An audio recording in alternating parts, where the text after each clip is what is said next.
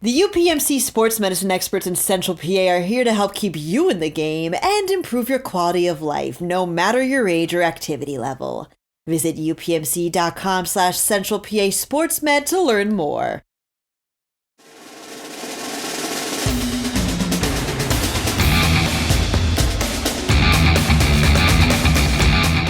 Alrighty, welcome back to another edition of PA High School Football Report, presented by PennLive and its corporate sponsors. Eric Epler alongside sneezy colleague Dan Sostek and fellow colleague too, Evan Wheaton. Guys, how we doing today? Well, you mentioned it. I mean, I thought I was on the other side of the allergy stuff, which caused me to miss what we're talking about today. But I woke up this morning and could not open my eyes because they were so crusted over from the tearing up in my sleep. So the allergy medication, the 24-hour allergy medication, was only like a 20-hour pill because I decided to go generic, and I paid the consequences this morning. So this is like my least favorite time of the year because I'm dying. I'm literally dying for like a month. Pleased to report that I have no allergies, no sneezing, and my eyes are crust free. Did you get some good sleep, Evan? Yeah, I slept like 14 hours the other night. It was pretty wild. It was really great. For people who don't know, and people don't generally care, but this is basically our podcast, so I'm going to say it anyway. You eventually hit the wall this time of year because you're being pulled in about 15 different directions. It's postseason for all the spring sports. The track and field season takes you on two dynamic weekend or Friday and Saturday back-to-back weeks. And that's a grind. That's about a 12-hour affair. So sooner or later, as a sports writer, you hit the wall and you're like, whoa, really? It's 1:00 in the afternoon already? That's kind of what happened.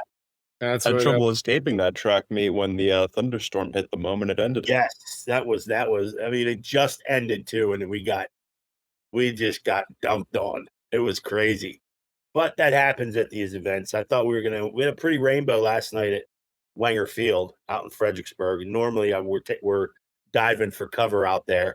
It's either a rainstorm or a tornado. So that's a little bit of a look in the life of a sports writer this time of the year. But I had to ask Dan because everybody I've been around, Dan, over the past 3 weeks has either been sneezing, coughing, or hacking up something just because of allergies and our kooky weather we have here in Central PA. So glad you guys are doing good. All right, let's move on. We are going to get into some Big 33 chatter here on the PA High School Football Report. The boys from PA, of course, got it done yet again against the Maryland All-Stars on Sunday. It was 31-7 PA at the Chap on the posh campus of Cumberland Valley High School. The good news is the weather was great. The home team won, of course, and that makes it 5 straight for Team PA in the series since the Crabbers came back and rejoined it in 2013. So let's get into some of the highlights for you guys. We'll go one by one. Dan, obviously, I knew you were sick, but you got a chance to look at some film, some highlights of the game. What stood out to you? I mean, it's hard not to say the European country of Denmark. I think Denmark. Yeah, Denmark's Europe.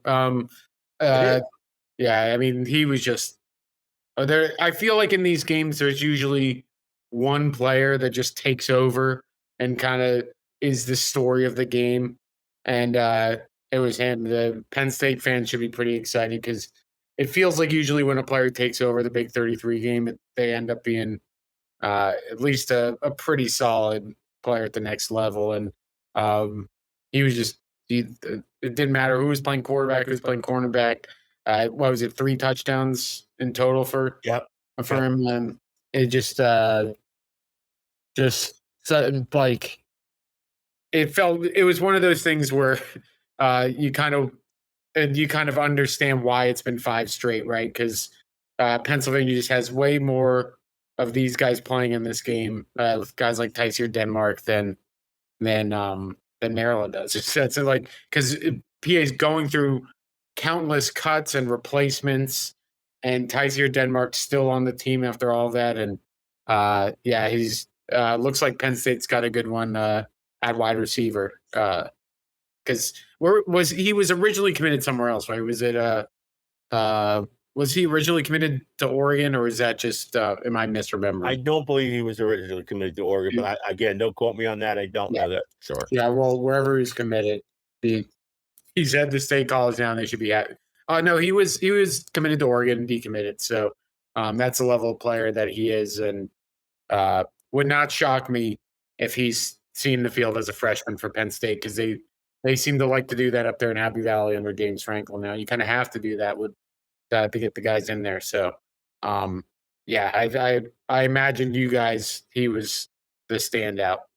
Yeah, I mean, I have it right here: 4 receptions, 95 yards, 3 touchdowns. After his third, he was kind of standing in front of the stands on the PA side and throwing his arms up, and everyone was chanting MVP, MVP, and rightfully so. I was speaking with him after the game, and he had kind of mentioned like this was his last hurrah, and he wanted to make the most of it. He wasn't eligible for the postseason, transferring from Roman Catholic to Imhotep, wasn't able to be a part of that state title winning postseason for them. He wanted to kind of leave it all out there at Chapman before going up to Happy Valley and say it worked out pretty well for him. MVP. Yeah, I think if it wouldn't have been so absurd, basically to throw every single pass his way, they could have done it. I mean, it was that kind of performance. But yeah, I was impressed with this Tyseer. Obviously, I got to see him play last year against Trinity when he was with Roman Catholic. I got to see him this year against when he played with Imhotep during the regular season. But yeah, you could tell obviously he wanted this one desperately.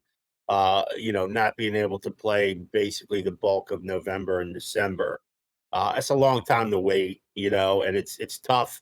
It's tough watching your teammates go out there to have fun and annihilate opponents, which Imhotep pretty much did all season long. And have to watch it. So that was a great game for him. A big boost. And he's a fun guy to talk to. He really is. And Penn State's getting a great one. I thought it was interesting too that all of pretty much the majority of tweets that were flowing out of the chat about Denmark were all being retweeted by one James Franklin during the game. So we know of at least one guy up there that's happy he's coming up. So I'm always impressed with Hayden Johnson, the quarterback from Manheim Township. Yeah. I just think the guy's getting an unbelievable talent, smart kid. He had two of those TD passes to Denmark, and I was impressed too with Alex Irby, even though the stat line says 3 of 10.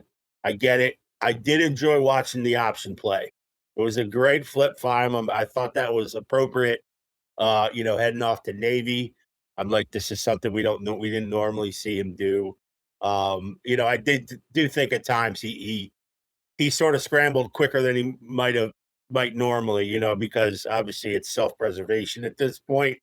You don't want to get killed. Maryland was a big football team up front. And our guys handle them pretty well. I got a chance to talk to Anthony Robsock and Evan Bouchon from CD, those two mountain linemen, both D1 guys, obviously Maryland and JMU, and they were impressive to me as well. And it's some of the guys who got an extra chance. I mean, it was sort of strange seeing Andrew Irby Jr. playing defensive tackle. Yeah. Because Jasir Winnington had bowed out late, so he was a late addition, basically hours before the game.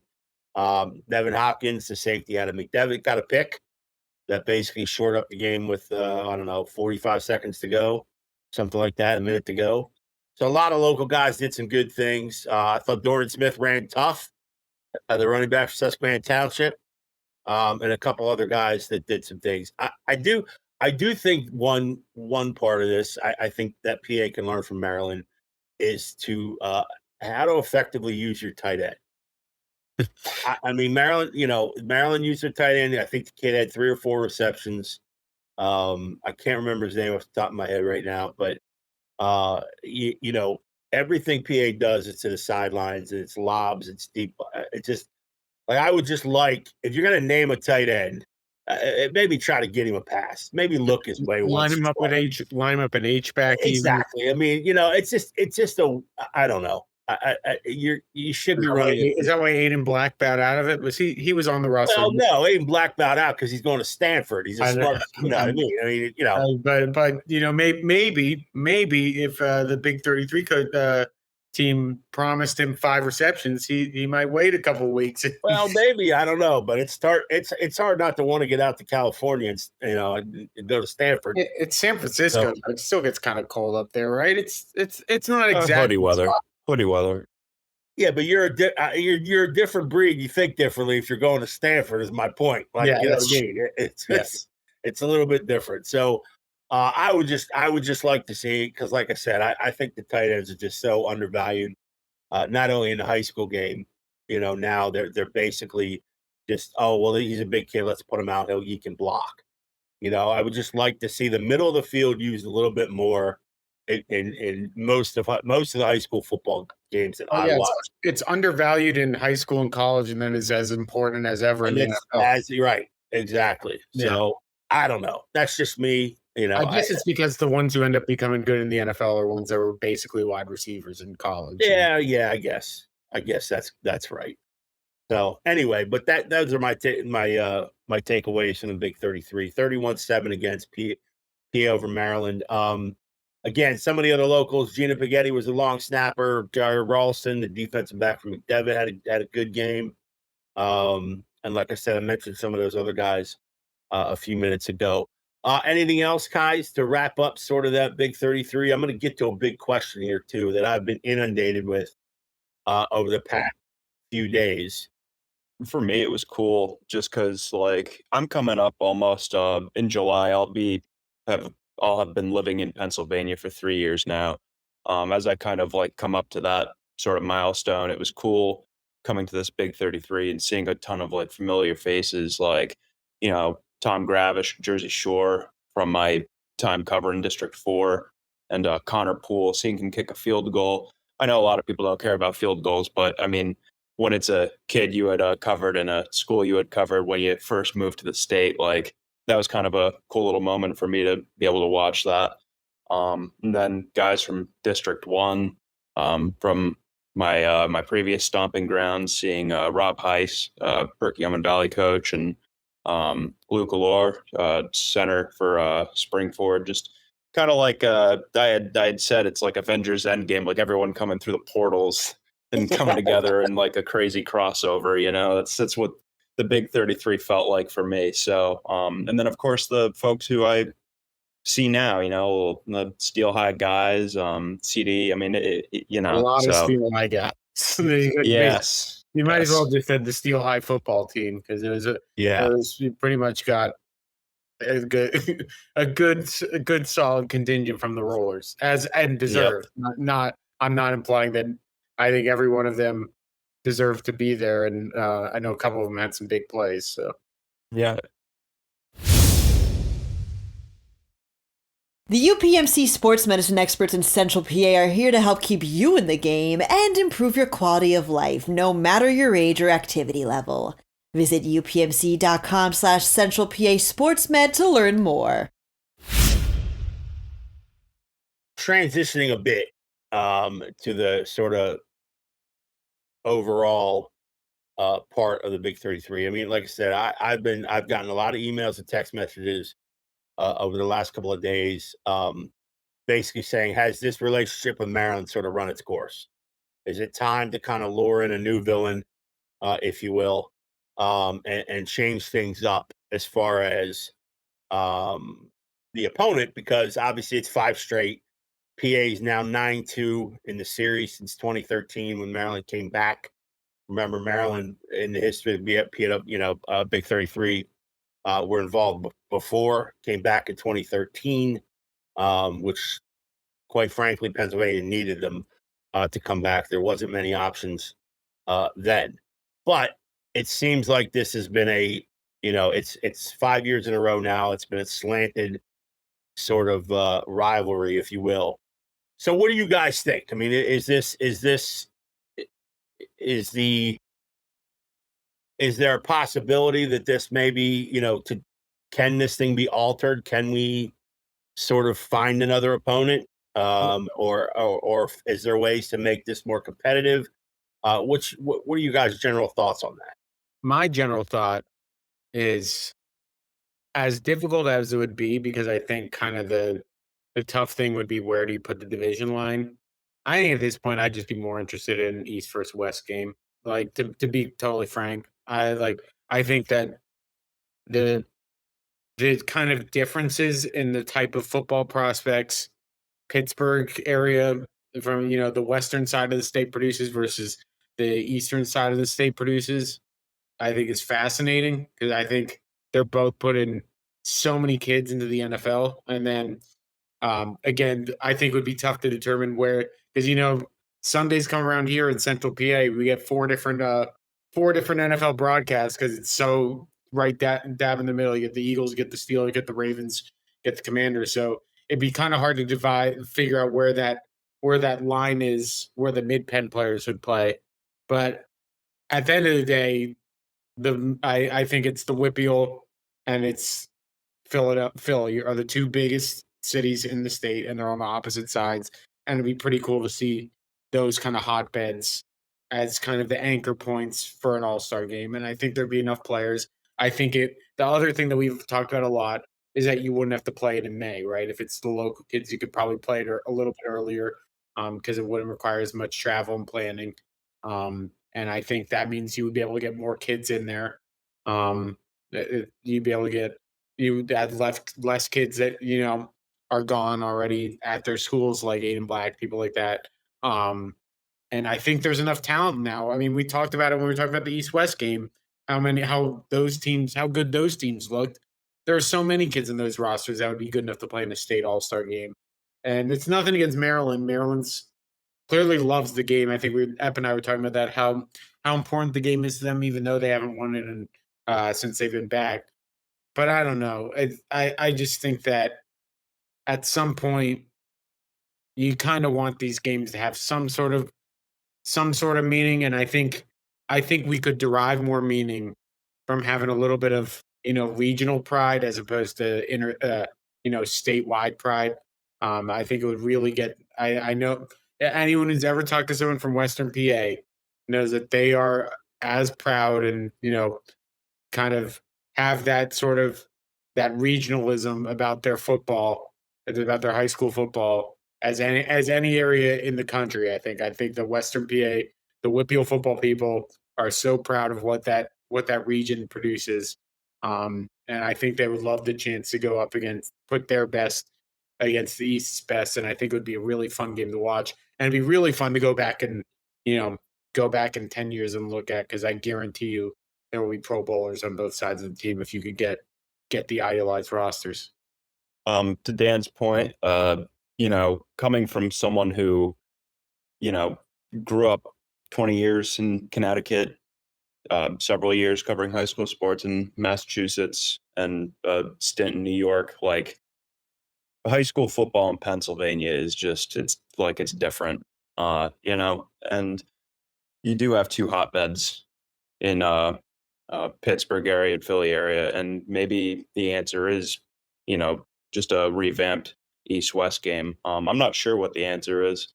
Obviously, right now with 31-0 at half, like things are a little raw right now. In the week after the game, but maybe a revamped East-West game is maybe what regional pride goes a long way. Pennsylvania is in just a league of its own. I mean, 5 straight win, so, it'd be interesting to kind of kickstart those conversations, grease the wheels on some of those conversations, and see what does this look like going forward. And Maryland does produce talent, but a lot of times their very best aren't playing in this game, and they just don't.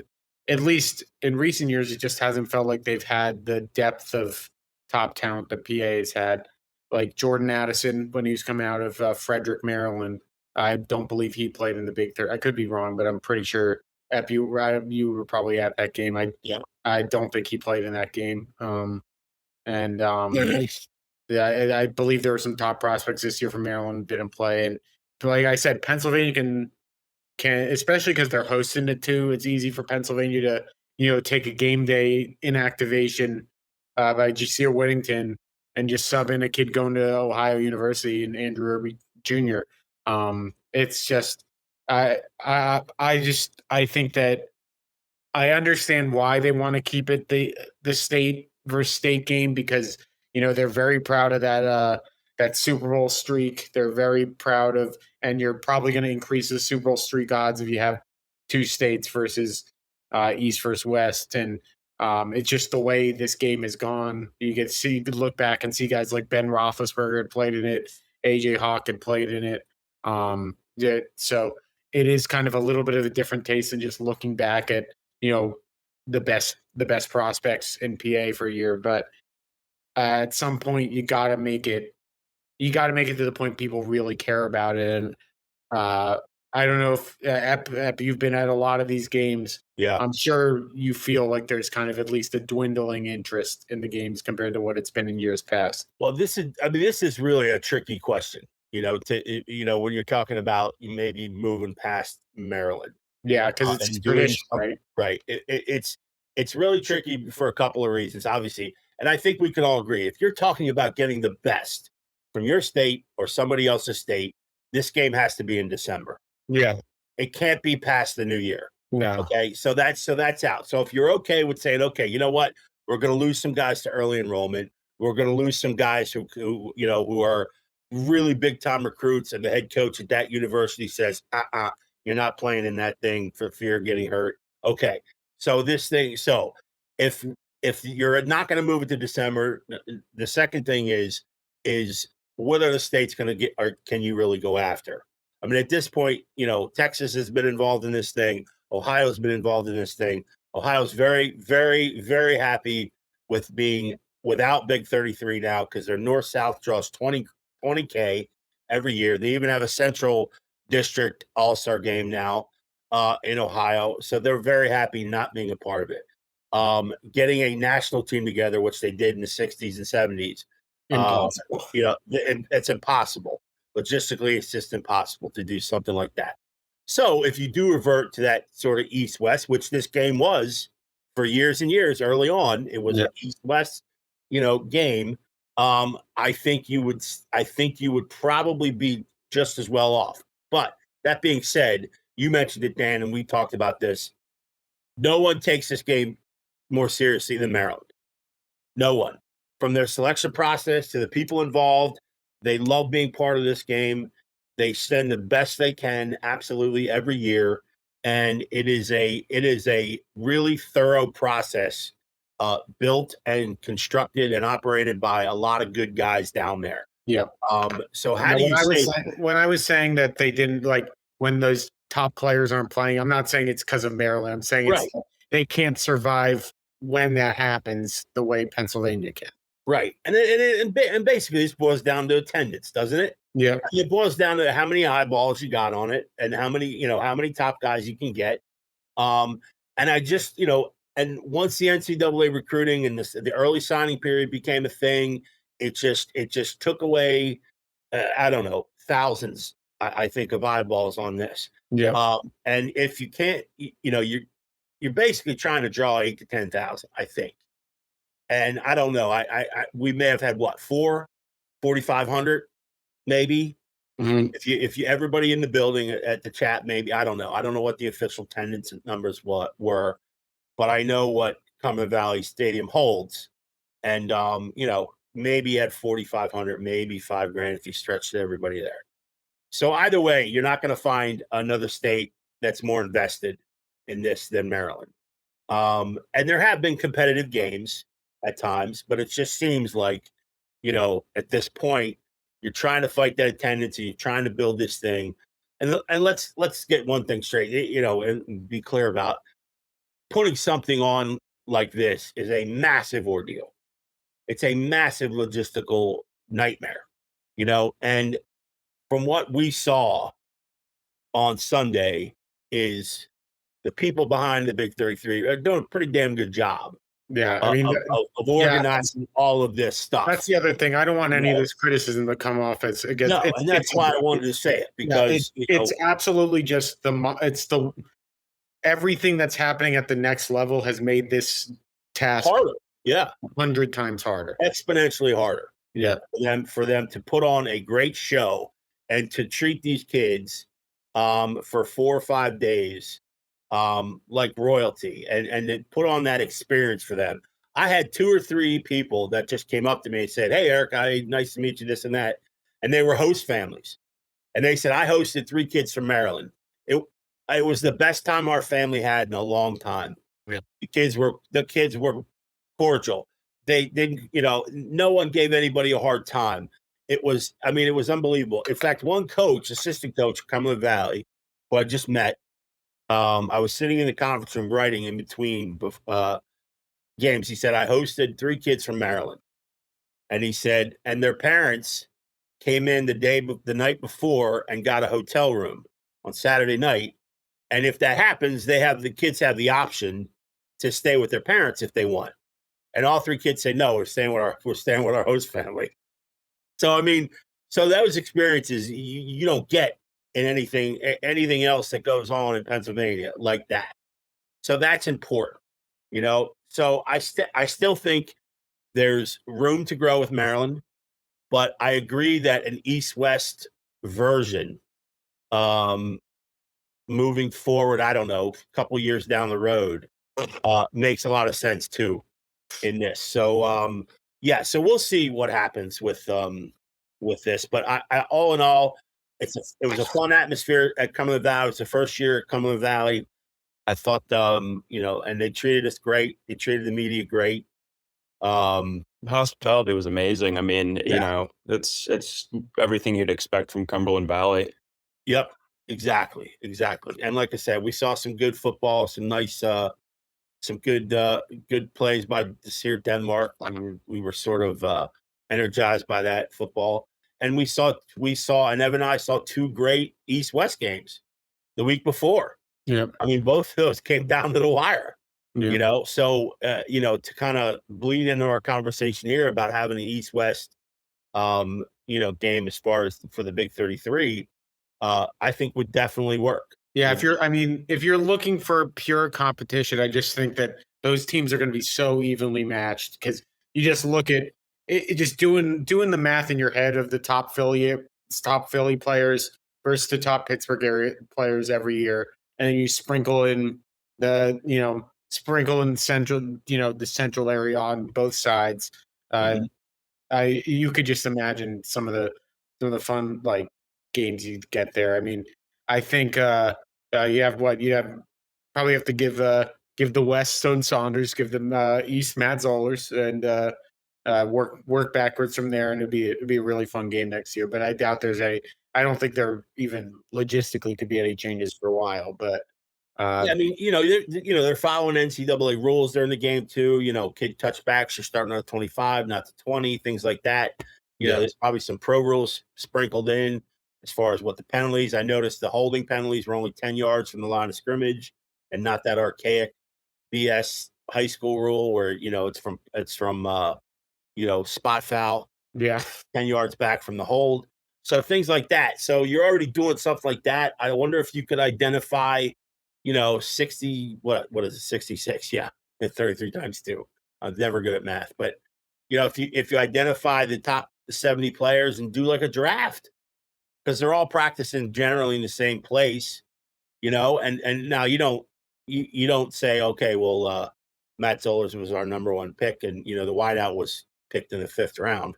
You could do something fun. You could do something to do it like that, where you can maybe have a guy from Chambersburg this year on the east side and somebody from Devon on the west. Yeah, I think that would make it fun too. But you can do something where you just draft by. You don't do it round to round. You do position by position. You can do position by position. Yeah, exactly.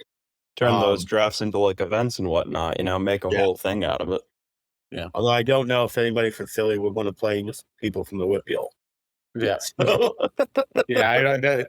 We might be creating a monster there. Yeah, you got an Ematep kid playing for Pitt next year, so you got a couple Ematep kids on Pitt. So Exactly.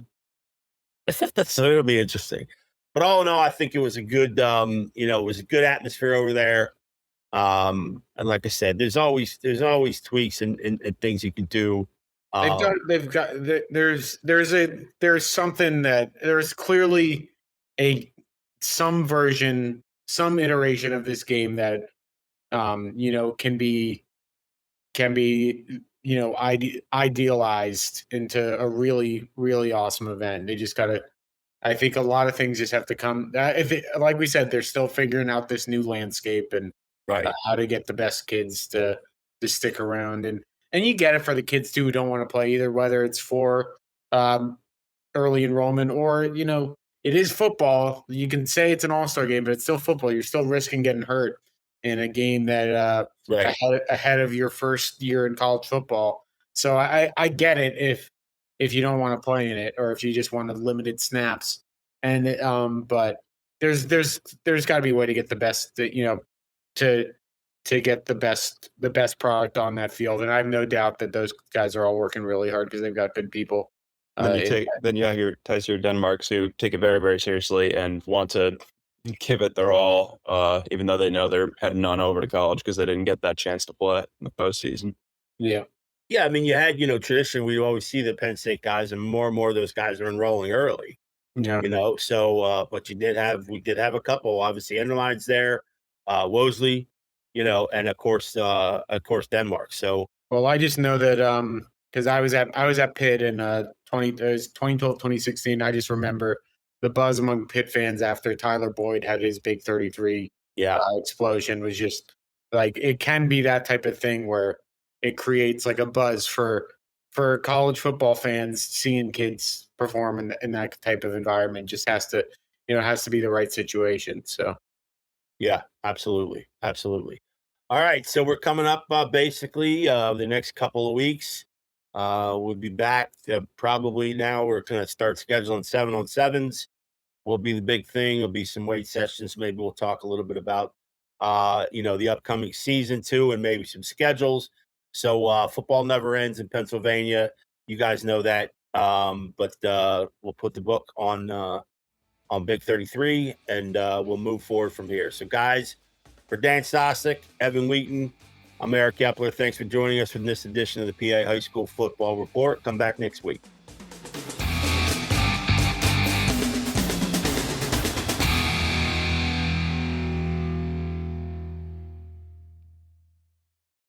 The UPMC sports medicine experts in Central PA are here to help keep you in the game and improve your quality of life, no matter your age or activity level. Visit upmc.com/Central PA SportsMed to learn more.